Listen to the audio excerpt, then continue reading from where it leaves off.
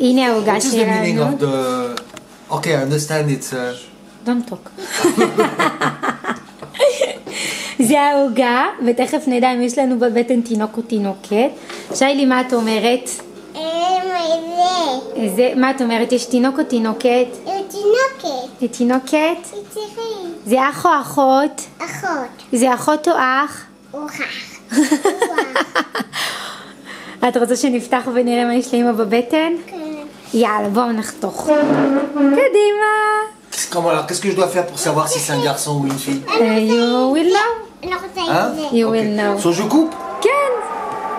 Comme ça? בואי נראה. Et comme ça? כן. אני רוצה את זה. טוב, בואו נראה מה יש בפנים. Mais que- איזה צבע יש בפנים? צבע, יש bleu. אני רוצה את זה. אני רוצה את זה. נכון, זה צבע כחול. Ça veut dire que c'est un garçon? כן. Oh. Bon, et ben... C'est un garçon? כן. אני רוצה את זה. Ah les filles, Chloé, Angela, j'avais dit, j'ai réussi. J'ai réussi. טוב, בסדר. C'est ça la maturité.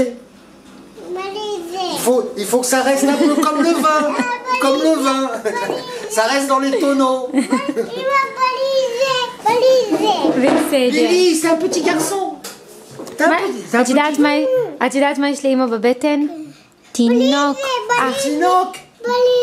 C'est un garçon. אבא יחתוך לך. מזל טוב. שיילי, תגידי מזל טוב. את רוצה לעשות לחיים? עשי לחיים. Allez, je serre. Avec les mains.